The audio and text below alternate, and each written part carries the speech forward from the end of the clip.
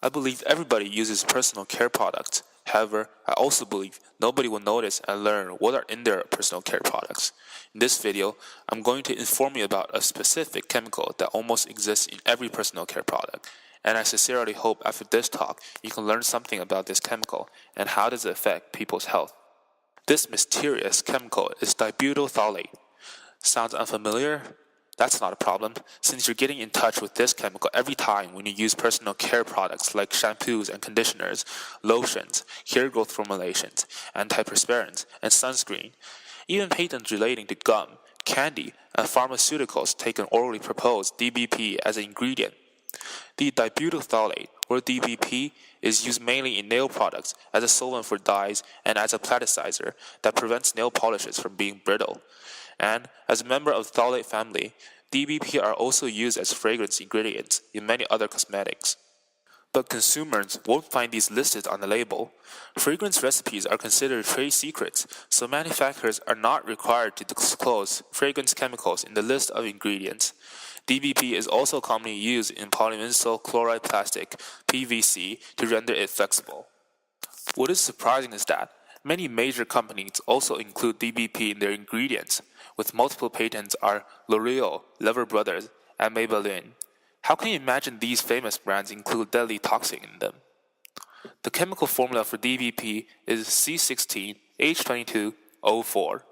Although it may sound simple since you can only see 3 elements in the compound, however, it is extremely complicated bonded, like this. This. It is formed from phthalic anhydride, which has a formula of C6H4CO2O, and N-butanol, which has a formula of C4H9OH. Other than complicated molecular structure that every chemical we don't understand have, DBP is deadly toxic at the same time.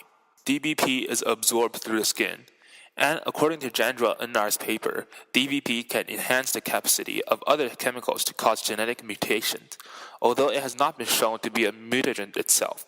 In Kim Weiss's laboratory experiments about mutagenesis, it has been shown to cause developmental defects, changes in the testes and prostate, and reduced sperm counts. Over the world, DBP has also caused a lot of problems too, since the European Union classifies DBP as a suspected endocrine disruptor on the basis of evidence that it interferes with hormone function, and as toxic to reproduction on the basis that it may cause harm to the unborn child and impair fertility. As well, Health Canada notes evidence suggesting that exposure to phthalates may cause health effects such as liver and kidney failure in young children when products containing phthalates are sucked or chewed for extended periods. The European Union also classifies DBP as very toxic to aquatic organisms. Under the Convention for the Protection of the Marine Environment of the Northeast Atlantic, DBP is listed as a chemical for priority action. DBP also affected a lot of regions politically, since the government had to give laws to restrain the produce of it. For example, the EU has banned the use of this substance in cosmetics, including nail polishes.